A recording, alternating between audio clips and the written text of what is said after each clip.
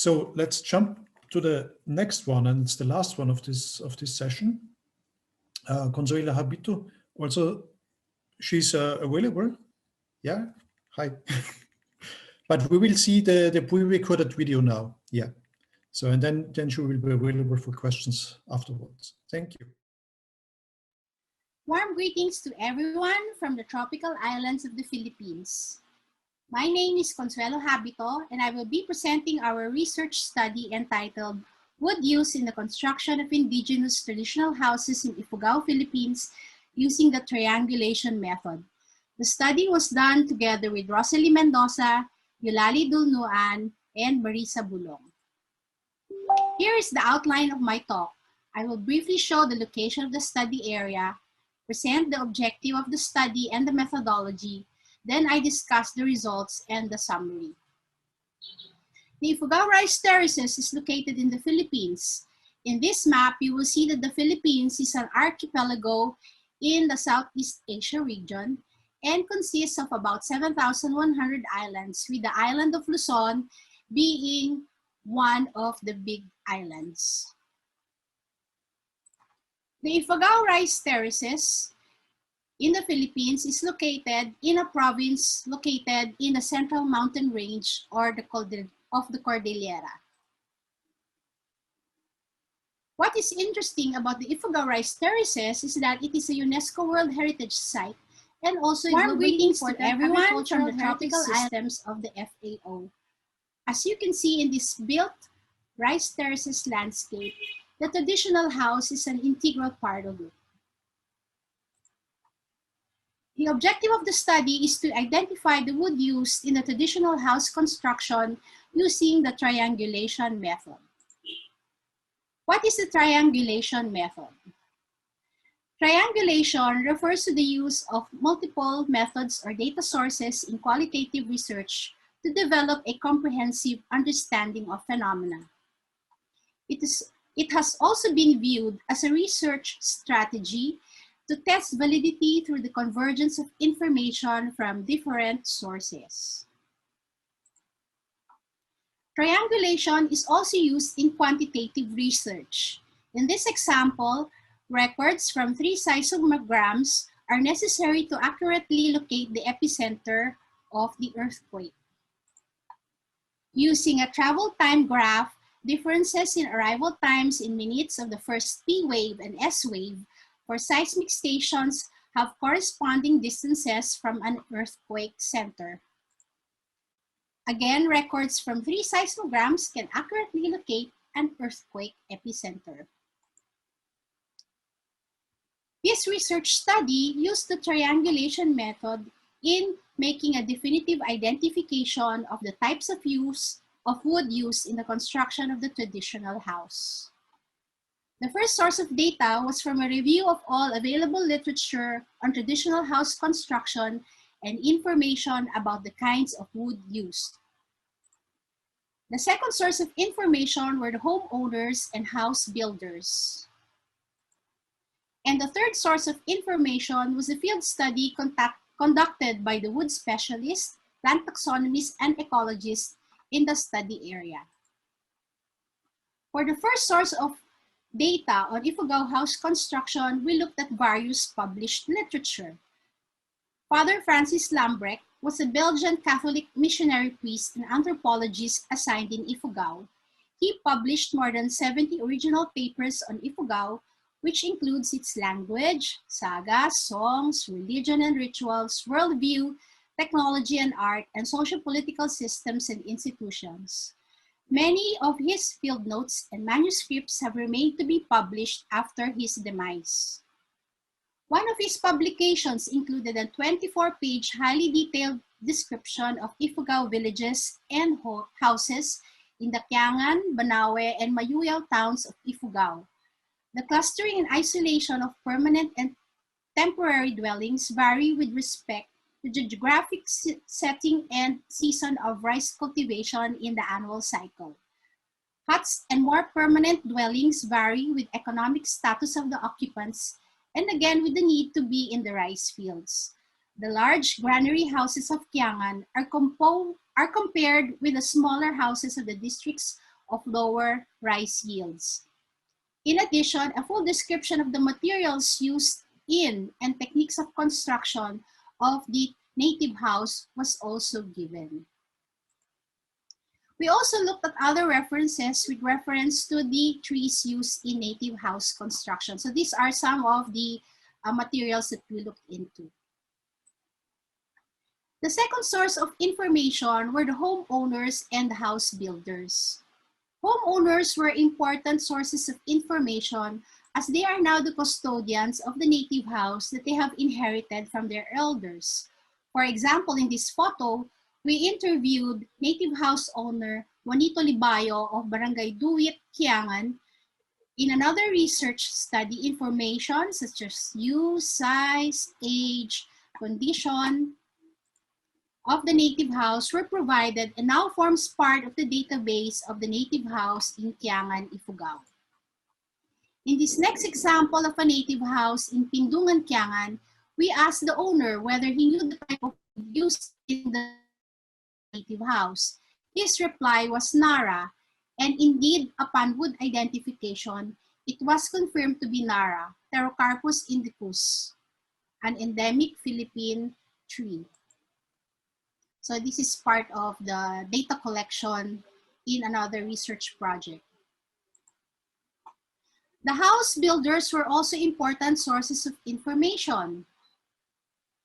These house builders are based in Ifugao. So here's a photo of Mr. Patrick Pulpog, who is a house builder based in Kiangan and owns several detached or collapsed traditional house components. He also builds traditional houses. On the other hand, we have here Raimundo Dong-e, who is also a native house builder and also a wood carver. He's very familiar with all the important tree species used for house construction. For this research, he provided a list of about 104 species of indigenous trees and their uses, which now form part of the indigenous knowledge systems and practices in Ifugao. Here are some of the detached parts of the native house that were sampled and analyzed. And of the 104 tree species in Mr. Raimundo Dong-e's list, 38 tree species are used for native house construction. In this slide, we show the native house on the left featuring a grass thatched roof, and on the right, a modern take on the native house with a galvanized iron roof and decorated wall boards. The third source of information were the field studies. This required in situ examination of representative wood components of standing and collapsed traditional houses. In addition to the wood identification, samples of the tree species used for native house construction were also collected and identified. Field visits on the woodlots and communal forests surrounding the rice terraces were done to determine whether the tree species were also available for native house construction.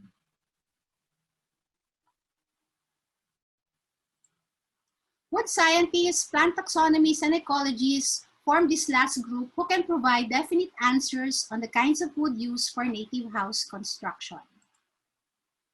With this method, we are now able to present the results of the study. For the foundation support or posts of the house, 10 tree species were used. The first column shows the local name, followed by the common and scientific name, and the last column is the family name. For the anti-rack disc, 4 tree species were used. And for the transverse girders or cooling, it used 10 different species of trees. For the house cage, specifically the side floor beams or mundilig used 9 species of trees. With the addition of the center floor beam or gawaan, using 10 different species of trees. For the wall boards, these were mostly made up of Colloquium species belonging to family Saputaceae. And for the purlin or intel beams, these also used 7 different species of native trees. Thereafter, as you will notice, our bughol used 7 species of trees with the recent addition of mahogany. So what kind of information was collected and analyzed? First, we had the published literature providing detailed description of house construction that was validated by native house builders. And we also had information on certain species of wood and why they were preferred for specific parts of the house. Homeowners provided details on ownership, use, size, age, condition of the native house. And lastly, the field study provided in situ wood species identification from dismantled and exposed house parts by the wood specialist and tree identification by the plant taxonomists. The collaborative collection and analysis of information provided by the homeowners, house builders, the wood specialists, plant taxonomists, and ecologists can form part of the baseline information for the preservation and conservation efforts of the native house. This will also help revive the awareness and appreciation for traditional Ifugao's house architecture as an inherent part of the rich indigenous culture and ethnic knowledge of the Ifugaos. Thank you very much. Thank you very much, Consuelo, for this very nice talk. Very interesting, some more details on the houses we have seen. Are there some questions to Consuelo? Comments? Yes, if I may. Yes, sir. Yes, I very much enjoyed your talk. I'm very curious. The list of identifications, were they mainly provided by the wood specialist, or were they translated into botanical terms from vernacular names given by the house builders? Thank you for that question, Dr. Bass. Actually, as I mentioned, it was a triangulation method. So first we source the data from I understand. And then because of funding from World Wood Day, we were able to get some support, and the wood specialist was the one who confirmed the identification, and this will be presented tomorrow. Okay, I'll be listening to that. Thank you. Okay. Thank you very much. Andrew, you have some questions or comments? I just see your raised hand. Okay, I have a question. Thank you. Yes.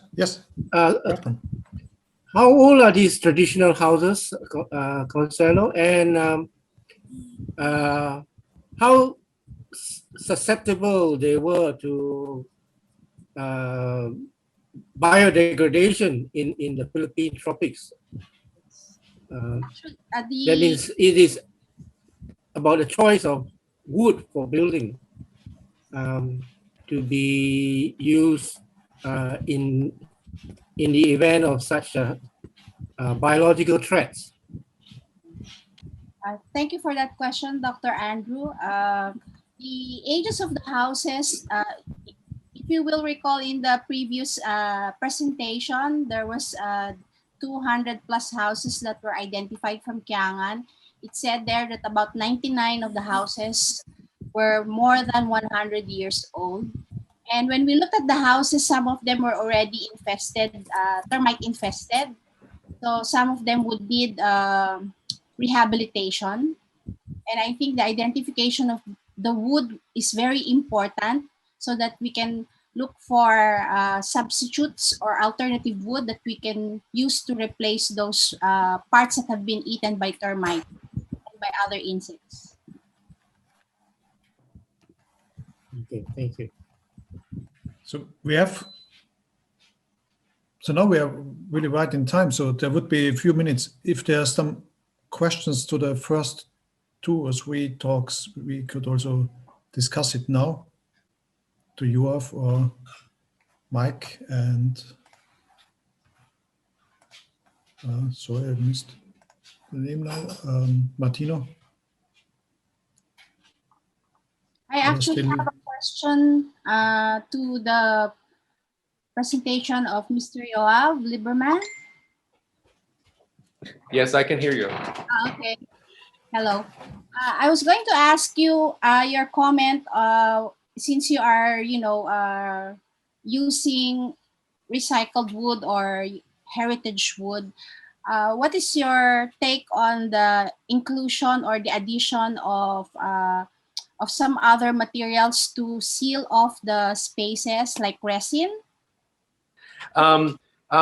In general, I think that it is prudent to use epoxy in small quantities, but it become too fashionable, almost a cliche these days. A lot of artists are pouring epoxy to span gaps in between parts of wood for artistic reason, and I think that we are going to pay a long-term price for that. The plastic in epoxies will not decompose.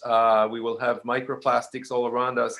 I don't like that so much approach. I think that it's a prudent approach if you need to fix structural things, but the overuse of that in artistic expression is fashionable, but long-term, I don't think it's sustainable.